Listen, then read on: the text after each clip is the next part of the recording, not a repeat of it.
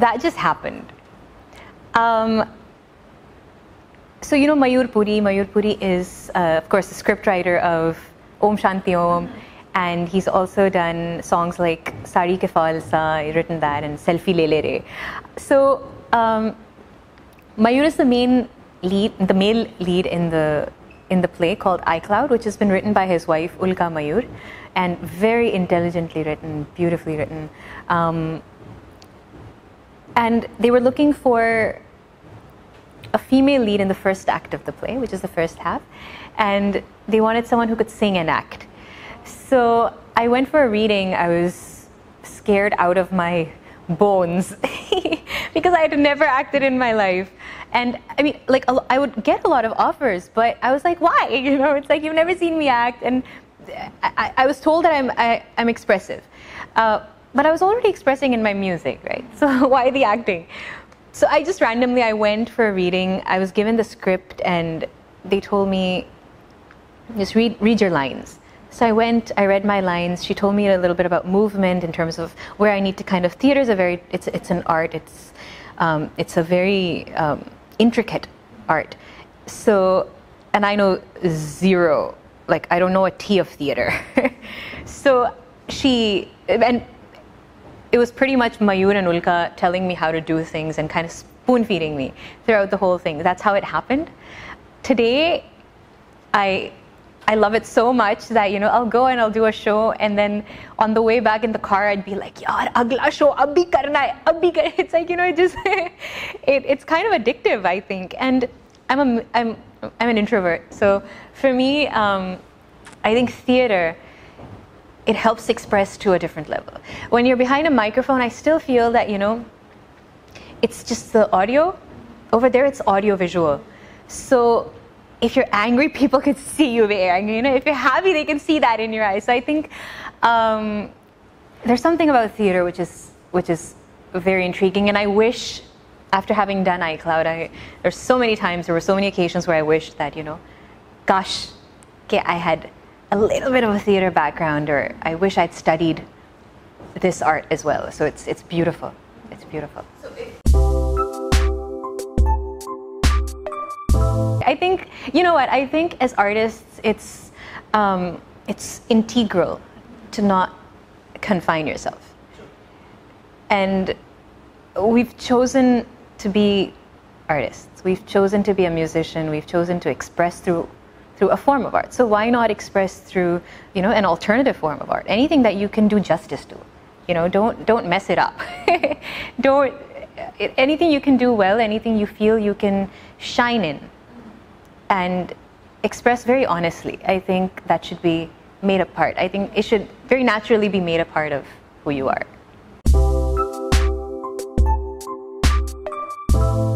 Apart from acting and singing, I love producing and composing.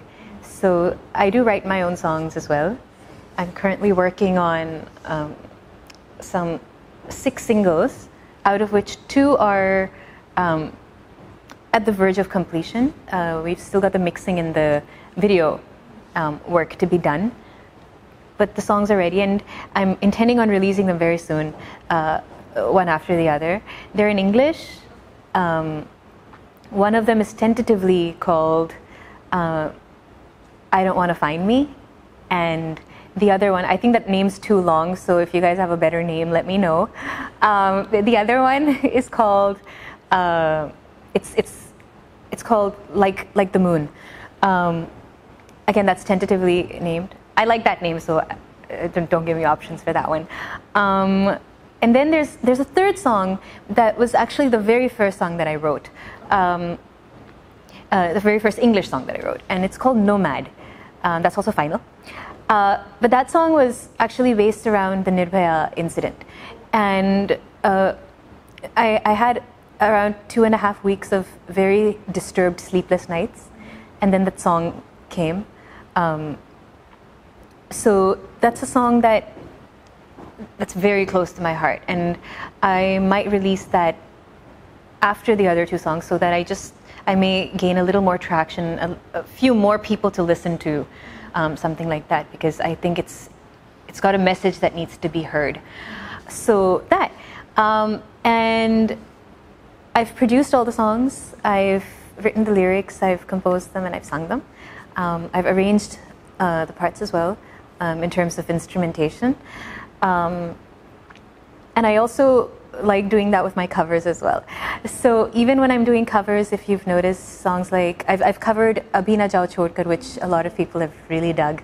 What else? Abhi Na Jao Chhodkar, Tere Bin Nahi Lagda, the Nusrat Saab song. I did Gurus of Peace, Chanda Suraj, I did a version of that. And then there was Dariya from, what was that movie? Dariya, kaun si movie thi? No, not that one. There's another Dariya. Yeah. There's one in So Asman, kaun si movie ka gana hai? Baar Baar Dekho, yes. So I did Dariya from Baar Baar Dekho. And I'd arranged all of them. And I just feel a little more, the reason why I like doing that is because I feel like I'm not confined in a lot of ways. I can treat the song or reinterpret it in a way that speaks to me. And yet, understanding what people want to hear as well. I mean, that's really important. At the end of the day, your music goes out for people. And something which recently I heard was, I was at the National Awards and I remember running into Parvati, the actress, and such a phenomenal one. And she had also won a national award this year. And she was sitting, I think, 2 or 3 rows below me. And we just saw each other and she said hi, I said hi. I didn't know she knew me. I, of course, knew her. I've seen her in the movies and, you know, I've adored her and how. So she came over and I think she wanted to talk, so I went down as well.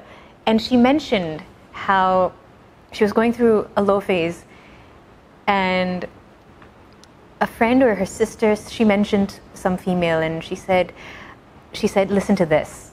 And she sent that song to Parvati and she told me how she would, and if I remember the details, she would go to sleep listening to that. And that was Abhi Na Jao Chhodkar. And she said it's helped her go through that time. And for me, I think nothing can be more fulfilling than that. I don't try too hard. I try and keep things as close to my soul as I can and as organic and as natural as I can and as honest as I can. And if you hear something like that for something you've done, I think it's very, very fulfilling. And then I was speaking to Riddhi Sen the other day from Helicopter Ila. He also won a national award this year. Oh, so many national award winners, right? So I was talking to him and he mentioned that, you know, he really likes my version of Abhina. And me sitting on this side, I have no idea who knows what, who's heard what, you know, how people have been exposed to your music. You get direct messages from a lot of these fans. They'll tell you, ma'am, aapka gana suna hai, ma'am, we heard this and we liked it. But you don't know, like, I didn't know that, you know, Parvati would be listening to your song. And I think that's how a lot of people are noticed as well. Like a lot of these YouTube stars who are doing a great job, you know, I think they're noticed because you don't know who's listening to you behind, you know, their computer screen. So yeah, so that is why I like doing my, and so I recently did Tere Bin Nahi Lagda and Vishal really liked it, Vishal Dadlani. And it's very inspiring, it's very motivating. That motivates me to go, and that kind of motivated me to go and decide that I want to produce my own songs as well, like original compositions, not just covers. And I'm doing that as well because, number one, it was difficult to find producers who wouldn't charge me a bomb. and you know, I'm sure if I requested a few of them, they would have done it, but I feel bad doing that. So I was like, you know what, chodo sab, khud karte hain. So I decided to do it, and I played my work to a few very close friends from the industry and out of the industry, and they seem to be quite positive about it. So let's see.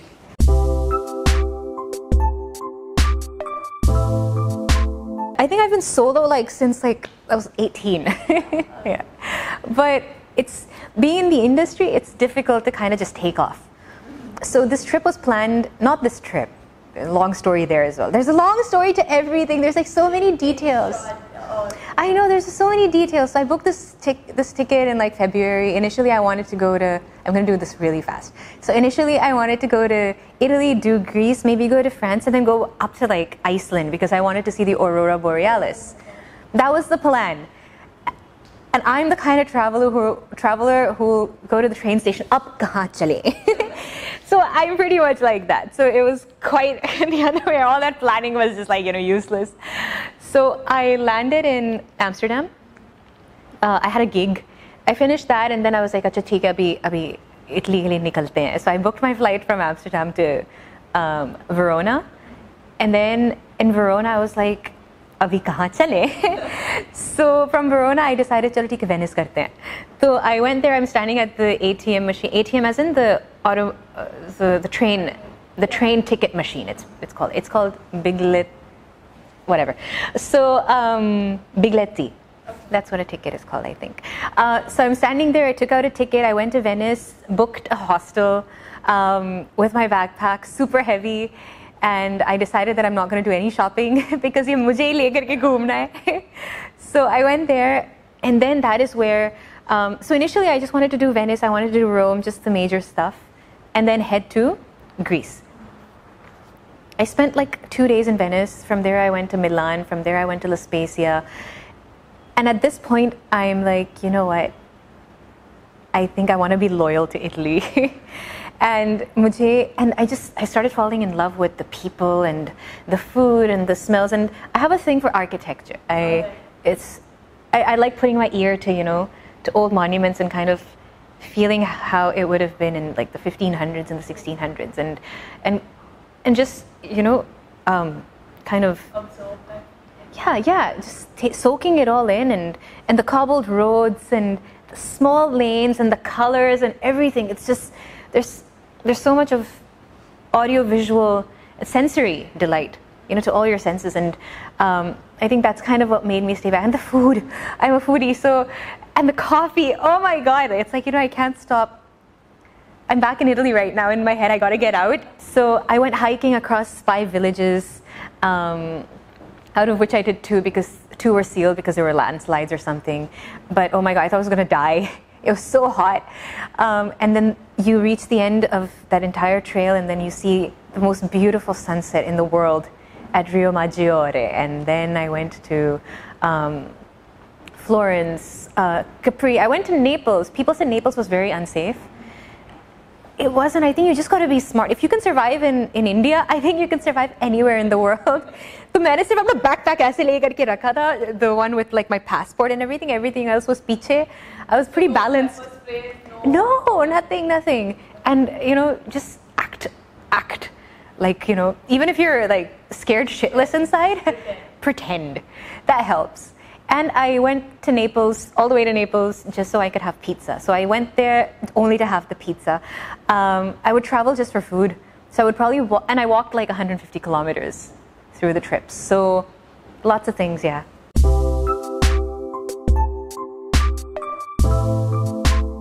I just love singing. In general. It's what I chose to do. It's probably something I'm gonna do for the rest of my life, if not professionally, then as a hobby, then I might teach. I want to open a school. There's a lot of things that I want to do, in the future. When it comes to independent music, I think the potential is mammoth, and yet it's so unexplored. I feel it forms sadly, it forms such an insignificant part of the overall music scene here, and yet the bright side is that a lot of people are noticing independent music. I recently sang for a film called Solo, in which the music was given by an indie band called Agam, and oh my God, insane music. And when it came into a film, and Bijoy Nambiar is one of those directors who loves experimenting with and giving opportunities to independent music and independent bands. So you listen to the soundtrack and it's like, it's fresh air. So I think it's important that independent music is also given a chance. I mean, if you're not ready to accept it as a form of mainstream music. At least give it a chance. There's this artist I really like, Dhruv Vishwanath. He's an indie artist, and I really, really like his music. I admire him for his sensibilities as a musician. And he's a one-man army. He plays the guitar and he plays percussion on it, and he sings and he arranges his own songs, and he's very, very inspiring for me. So I think it's important that people like this and music like this is noticed. At the end of the day, it's about good music, right?